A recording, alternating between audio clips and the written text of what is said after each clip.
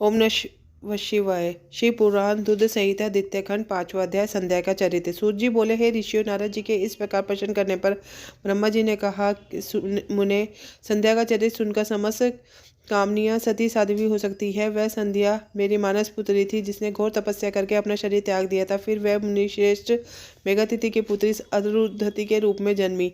संध्या ने तपस्या करते हुए अपना शरीर इसलिए त्याग दिया था क्योंकि वह स्वयं को पापनी समझती थी। उसे देखकर स्वयं उसके पिता और भाइयों में काम की इच्छा जागृत हुई थी। तब उसने इसका प्रायश्चित करने के बारे में सोचा तथा निश्चय किया कि वह अपना शरीर वैदिक अग्नि में जला देगी, जिससे मर्यादा स्थापित हो। भूतल पर जन्म लेने वाला कोई भी जीव तरुणावस्था से पहले काम के प्रभाव में नहीं आ पाएगा।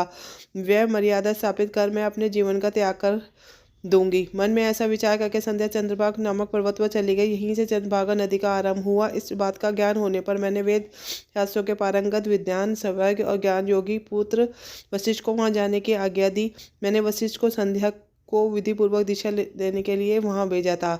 नारद, चंद्रभाग पर्वत पर एक देव सरोवर है जो जल क्षयोचित गुणों से पूर्ण है। उस सरोवर के तट पर बैठी संध्या इस प्रकार सुशोभित हो रही थी जैसे प्रदोष काल में उचित दित चंद्रमा और नक्षत्रों से युक्त आकाश शोभा पाता है। तभी उन्होंने चंद्रभागा नदी का भी दर्शन किया। तब उस सरोवर के तट पर बैठी संध्या से वशिष्ठ ने आदरपूर्वक पूछा, हे देवी, तुम इस निर्जन पर्वत पर क्या कर रही हो? तुम्हारे माता पिता कौन है? यदि वह छिपने योग्य ना हो तो कृपया मुझे बताओ।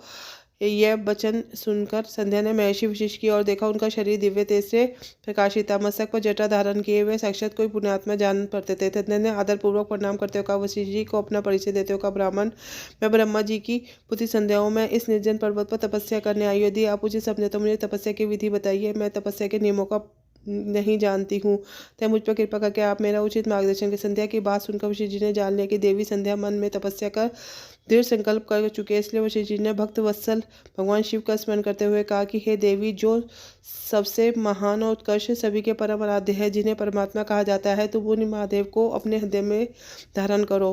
भगवान शिव ही धर्म, अर्थ, काम और मोक्ष के स्रोत है। तुम उन्हीं का भजन करो। ओम नमः शिवाय मंत्र का जाप करते हुए मौन तपस्या करो। उनके अनुसार मौन रहकर ही स्नान तथा शिव पूजन करो। प्रथम 2 बार छठे समय में जल को आहार के रूप में लो। तीसरे बार छठा समय आने पर उपवास करो। देवी, इस प्रकार की गई तपस्या ब्रह्मचार्य का फल देने वाली तथा अभिष्ट मनोरथों को पूरा करने वाली होती है। अपने मन में शुभ उद्देश्य लेकर शिव जी का मनन व चिंतन करो। वह प्रसन्न होकर तुम्हारी मनोकामनाएं अवश्य पूरी कर देंगे। इस प्रकार संध्या को तपस्या की विधि बताकर और उपदेश देकर मुनि विशेष वहां से अंतर्ध्यान हो गए। इसी के साथ श्री रुद्र संहिता का 5वां अध्याय पूर्ण होता है। ओम नमः शिवाय।